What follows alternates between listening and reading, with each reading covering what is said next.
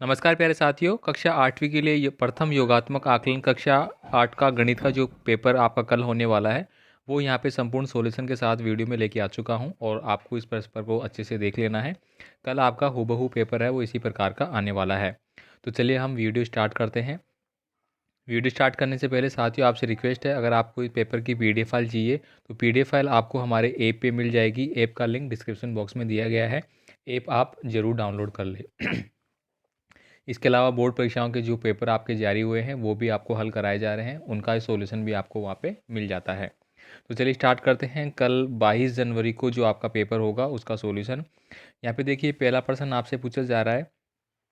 संख्या आपको दी गई है 87245, यानी कि 87,245 में अंक 7 का स्थानीय मान आपसे पूछा है। तो देखिए आप इसको इस प्रकार से लिखेंगे।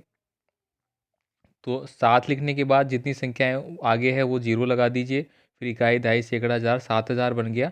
तो यहाँ पे ऑप्शन नंबर जो बी आपको दिया गया है वो आपका बिल्कुल सही आंसर हो जाता है। इसके बाद देखिए यहाँ पे अगला प्रश्न है, निम्नलिखित में से कौन सी संख्या एक परमेय संख्या नहीं है। तो देखिए परमेय संख्या नहीं है 1/0, यानी एक में अगर मैं जीरो जीरो एक में जीरो का भाग देता हूँ तो कुछ भी नहीं जाएगा, या तो इनफाइनाइट मान के चलिए या फिर जीरो ही मान के चलिए, इस प्रकार से। तो एक यानी कि जिसका कोई भी निश्चित मान नहीं निकलता है वो हमारी परमेय संख्या नहीं हो सकती है। अगर हम बात करें जीरो, जीरो अपने आप में एक परमेय संख्या है, एक भी अपने आप में एक परमेय संख्या है, आधा भी है, यानी कि इसका वैल्यू है कोई ना कोई, लेकिन इसका कोई भी वैल्यू नहीं है। आगे देखिए अगला प्रश्न है, भिन्न आपको दिया गया है 9 सही 3/4, इसका दशमलव प्रसार रूप आपको बताना है। तो ये करेंगे आप। देखिए आपको दिया गया है 9 चौक 36 और 3 39, 39/4 आपका हो जाएगा। अब 39 में आपको 4 का भाग देना है। तो देखिए आपको 39 में अगर मैं 4 का भाग देता हूँ तो कितना आ जाएगा मेरा। 4 स्थान 28, 4 नाम 32, 4 अंटे 36, 9 पॉइंट सभी में 9 दिया गया है। तो एक बार इसको तो 9 को तो मैं ऐसे कैसे रख लेता हूँ, अगर मैं 3 में 4 का भाग देता हूँ तो क्या आता है, देखिए 9 पॉइंट करके हो जाएगा ना। अब यहाँ पे मैं पॉइंट करके जीरो लगाता हूँ तो 4 स्थान 28 हो जाएगा। तो देखिए 9 पॉइंट फिर पहले 7 आएगा, तो 9 पॉइंट पहले 7 इसी में दिया गया है और किसी में नहीं है, तो ऑप्शन नंबर ए हमारा सही आंसर है। आगे देखिए अगला है, निम्नलिखित में से ऐसा पूर्णांक युग्म बताइए जिसका योग -3 है। तो योग की बात की गई है। देखिए -4 और -3, ठीक है, इस प्रकार से दिए, सॉरी सॉरी, -3 नहीं, -4 और योग दिया गया है आपको +1। तो माइनस के 4 में से अगर प्लस का 1 जाएगा तो माइनस का 3 निकल के आएगा, और यही कह रहा है। तो हमारा ऑप्शन नंबर डी आंसर सही है। आगे देखिए अगला प्रश्न है, एक केक का ज्योति को 5/8 भाग और राजू को 2/8 भाग मिला है, तो बताइए केक का कितना भाग शेष बचा है। तो ये है ऑप्शन नंबर सी, यानी कि 1/8 भाग है वो शेष बचा हुआ है। अगला देखिए यहाँ पे दिए गए विकल्प में से कौन सा विकल्प 40% भाग का छायांकित भाग है। तो ऑप्शन नंबर सी जो है वो आपका सही आंसर है, 40%। वो कैसे, देखिए इसमें 1 2 3 4 5 5 भाग हैं टोटल। 5 में से अगर मैं बात करूँ तो 2 में ही भरा हुआ है। अगर इसको मैं 100 से मल्टीप्लाई करता हूँ तो इसको मैं काटूंगा तो ये कितना आ जाएगा मेरा, 2 पंजे 10, 0 पचाम 25, यानी कि 250 के रूप में आ गया 100%, ठीक है, 250 के रूप में आ गया। अब मैं बात करता हूँ कि इसमें कितने हैं, ये 1 2, यानी कि इसमें तो पूरे 5 में से एक ही भरा हुआ है, मतलब 4 भरे हुए हैं, एक खाली है, मतलब 90% के आसपास हो गया। 2 खाली है तो मतलब ये 50 से ऊपर जा रहा है, और ये तो एक ही है, तो ये मेरा लगभग 40% होगा। क्योंकि 5 में अगर मैं बात करूँ 4 खाने होते हैं मेरे, मान के चलिए, एक को हटा दीजिए, तो ये 50% हो जाता, ठीक है, क्योंकि आधा आधा हो जाता। लेकिन ये 3 तो खाली है और 2 क्या है, भरे हैं, तो खाली से थोड़ा सा कम है, तो ये 40% को रिप्रेजेंट कर रहा है, ऑप्शन नंबर सी वाला। आगे देखिए, निम्नलिखित में से कौन सा कोण अपने पूरक कोण के बराबर है। तो यहाँ पे 45 डिग्री का जो कोण है वो पूरक कोण के बराबर है। आगे देखिए, दी गई आकृति में कोण ए का शीर्षाभिमुख कोण कौन सा है। तो यहाँ पे आप देखेंगे, देखिए ये कोण आपको दिया गया है, इसके सामने वाला कोण है वो 3 है। तो यहाँ पे भी ऑप्शन नंबर ये वाला सही हो जाएगा, कोण 3 मेरा सही। आगे देखिए, दिए गए चित्र में के आधार पर आपको बताना है कि कोण ए में कितने संपूरक युग्म बने हुए हैं। तो 2 संपूरक बने हुए हैं, एक तो 2 के सामने 4 और 1 के सामने 3, तो 2 ही बनेंगे, कैसे भी बात कर लीजिए आप। अब देखिए अंकों की पुनरावृत्ति किए बिना अंक आपका जो दिया गया है 6 7 5 0 2 और 8 से बनने वाली सबसे बड़ी 6 अंकों की संख्या बतानी है, जो कि है हमारा ऑप्शन नंबर डी है वो सही आंसर है यहाँ पे। इसके बाद देखिए, निम्नलिखित में से कौन सा भिन्न 3/9 से छोटा है। तो ये हो जाता है हमारा ऑप्शन नंबर बी, 1/4 जो है वो 3/9 से छोटा है।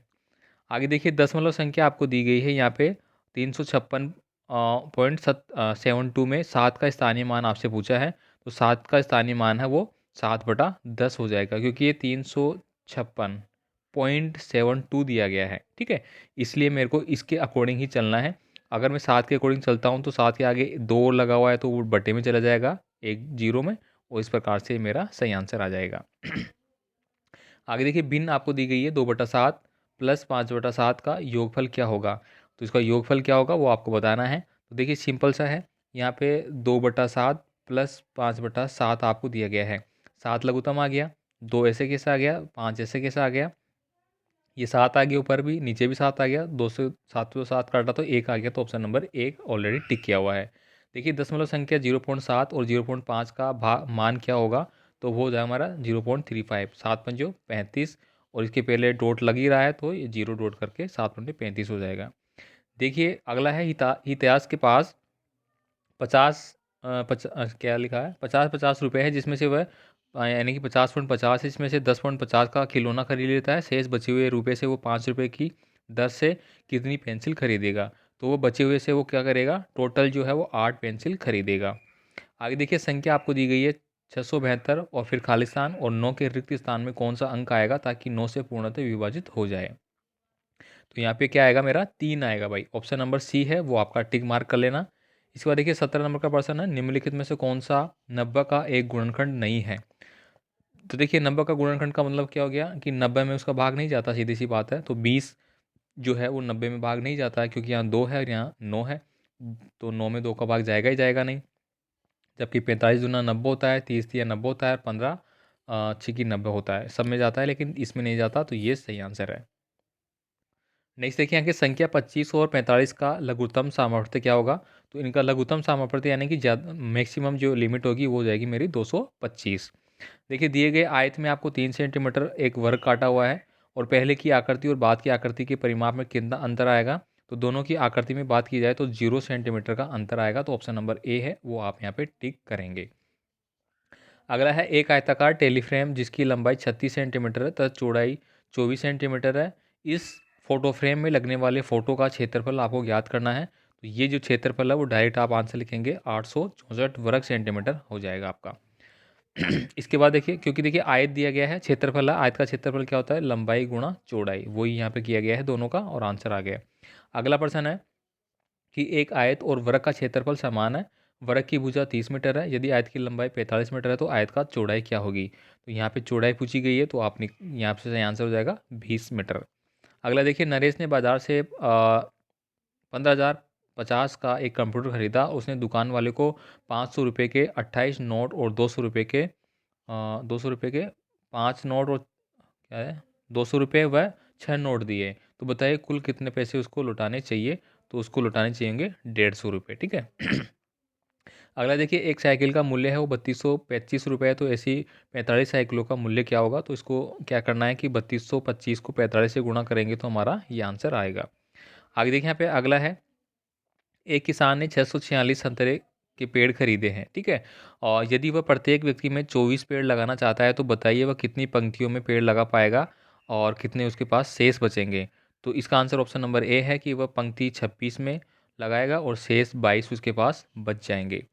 अगला देखिए, एक तरबूज का वजन है वो 4 किलोग्राम 250 ग्राम है, तो इसे ग्राम इकाई में कैसे लिखा जाएगा।